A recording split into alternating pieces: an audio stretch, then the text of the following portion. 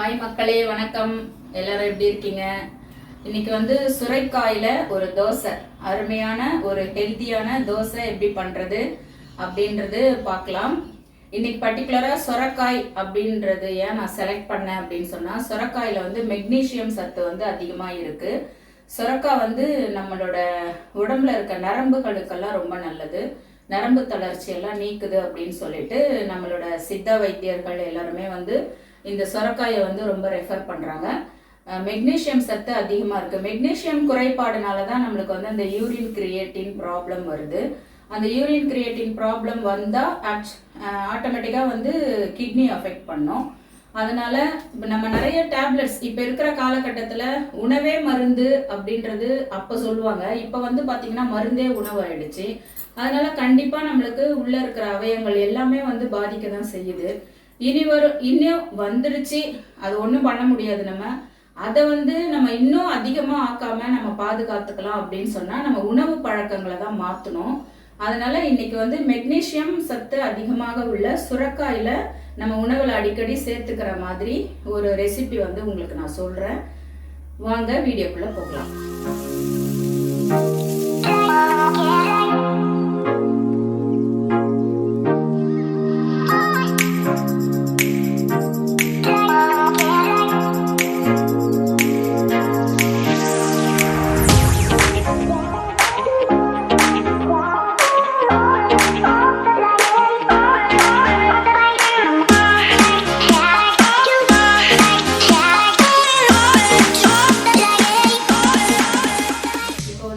இந்த சுரைக்காய் தோசைக்கு தேவையான பொருட்கள் பார்த்தீங்கன்னா, சுரைக்காவை வந்து இந்த மாதிரி நல்லா வந்து தோல் எடுத்துட்டு நடுவில் இருக்க அந்த விதையெல்லாம் எடுத்துடணும். எடுத்துட்டு இந்த மாதிரி தேங்காய் துருவி வச்சுக்கணும்.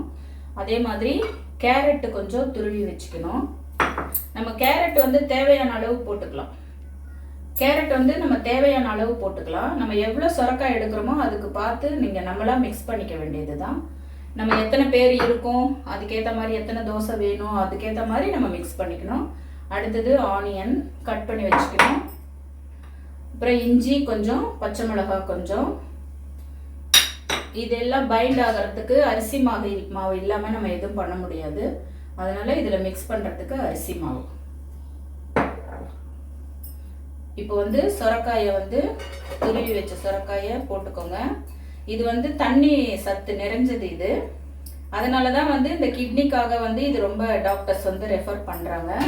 இது வந்து நம்ம உடம்புல இருக்க நீரை வந்து எளிதில் பிரித்து எடுக்கும். யூரின் இன்ஃபெக்ஷன் இருக்கிறவங்க இது வந்து சேர்த்துக்கிட்டிங்கன்னா உங்களுக்கு நீர் வந்து நல்லா பிரித்து எடுக்கும். கேரட் வந்து அதிகமாக இருக்குது, அதனால் நம்ம கொஞ்சம் கம்மி பண்ணிக்கலாம். ஒரு பிடி எடுத்து போட்டுக்கிறேன். வெங்காயம் வந்து ஒரு 2 வெங்காயம்.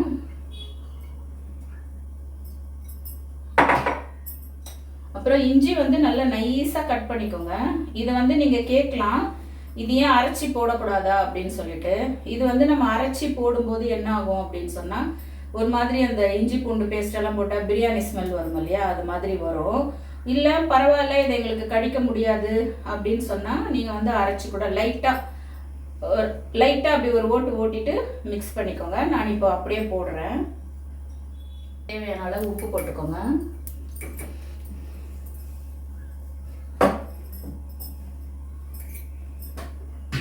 இதில் வந்து அரிசி மாவு போட்டுட்டு நம்ம மிக்ஸ் பண்ணலாம்.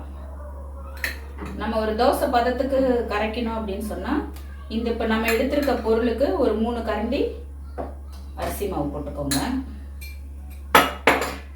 முதல்ல என்ன பண்ணுங்க, இதுலேயே ஃபஸ்ட்டு நல்லா பிசைஞ்சிருங்க.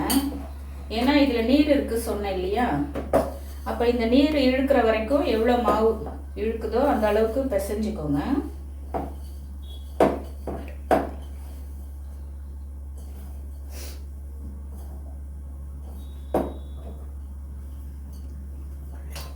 இன்னும் கொஞ்சம் அரிசி மாவு போட்டுக்கலாம்.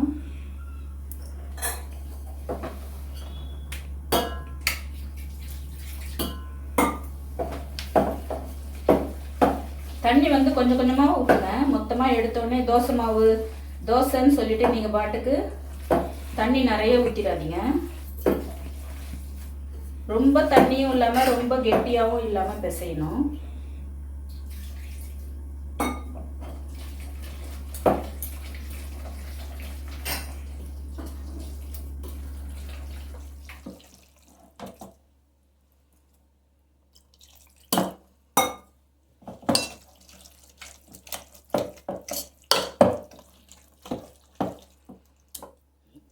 இதுதான் பதம்.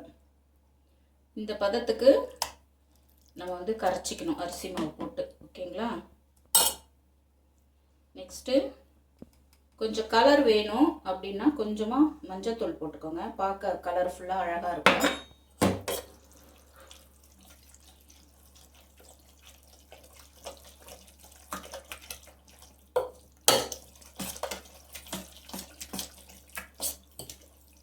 இப்போ இதை எடுத்து ஒரு அடை பதத்துக்கு மாவு ரெடி ஆயிடுச்சிங்களா?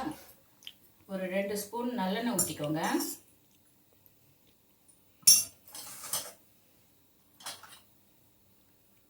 அப்புறம் கொஞ்சம் கடுகு. இது நான் ஒரு தோசைக்கு தான் போடுறேன், ஒரு அடைக்கு தான். நீங்கள் வந்து என்ன பண்ணுங்க, மொத்தமாக கொஞ்சம் தாளித்து இந்த மிக்சரில் வந்து சேர்த்துக்கோங்க. ஓகேங்களா? எள்ளு,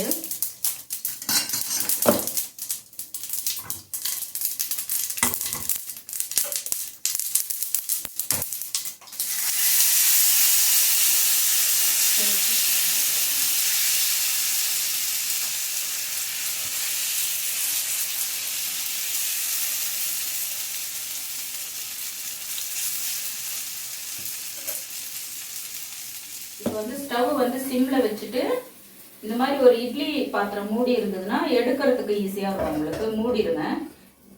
ஏன்னா மேலே உள்ளதெல்லாம் வந்து மூடி வச்சிங்கன்னா சீக்கிரமாக வெந்துடும். இப்போ பாருங்க, நல்லா வெந்து வந்துருச்சு. இது வந்து சொரக்காய் வந்து கொஞ்சம் வழவழப்பு தன்மை இருக்கும் இல்லையா? நீர்த்தன்மை அதிகம். அதனால என்ன ஆகும், நம்ம உளுந்தெல்லாம் எதுவுமே போடலை, இதில் வெறும் அரிசி மாவு தான் மிக்ஸ் பண்ணியிருக்கோம். அதனால என்ன பண்ணணும், பேன் தானே, நான்ஸ்டிக் தானே இது, அதனால வந்து இது அப்படியே அழகாக வந்துடுது. இப்படி எடுத்து போட்டுக்கோங்க.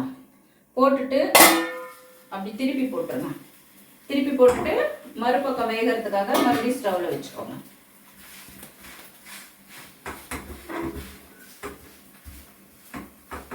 கொஞ்சம் நல்லா ப்ரெஸ் பண்ணி விட்டுக்கோங்க.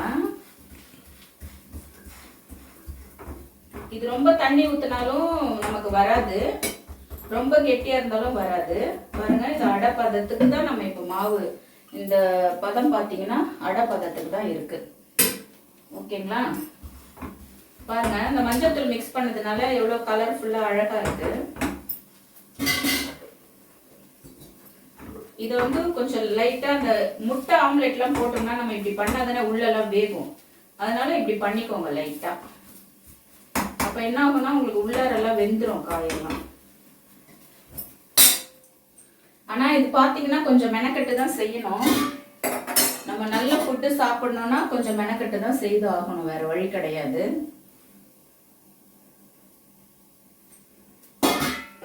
மறுபடியும் வேணா கூட மூடி வச்சுக்கோங்க மேலே வேகிறதுக்கு. நீங்க இதை தாளிக்கிறதுக்கு நீங்க இப்ப வந்து என்ன வந்து ஒரு சந்தேகம் கேட்கலாம். ஒரு தோசைக்கு வந்து எண்ணெய் ஊற்றி கடுகு, சீரகம் அண்ட் வந்து எள்ளு போட்டேன். அப்போ ஒரு அடைக்குமே வந்து நீங்கள் இப்படி செய்யணுமா அப்படின்னு சொல்லிட்டு கேட்கலாம்.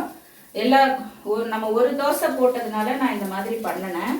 நீங்கள் என்ன பண்ணுங்க, கொஞ்சம் எண்ணெய் ஊற்றி இதெல்லாம் தாளித்து கொஞ்சம் ஆற வச்சு இதில் போட்டுக்கோங்க.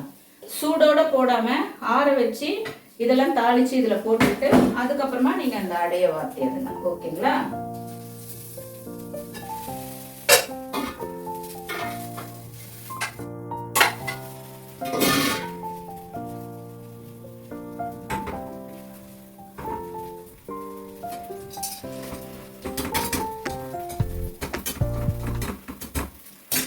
கொஞ்சம் மொறுமொறுன்னு வரணும். ஏன்னா காய்கறி மொறுமொறுன்னு வரணும்னா நம்ம கொஞ்சம் லேட்டாக தான் ஆகும். ஓகேங்களா? கொஞ்சம் வேகட்டும். பாருங்க, நல்லா வெந்துருச்சு. இது வந்து நம்ம எடுக்கிறது கரண்டியில் எடுக்கிறதோட நான்ஸ்டிக்குனால அழகாக வந்துடும்.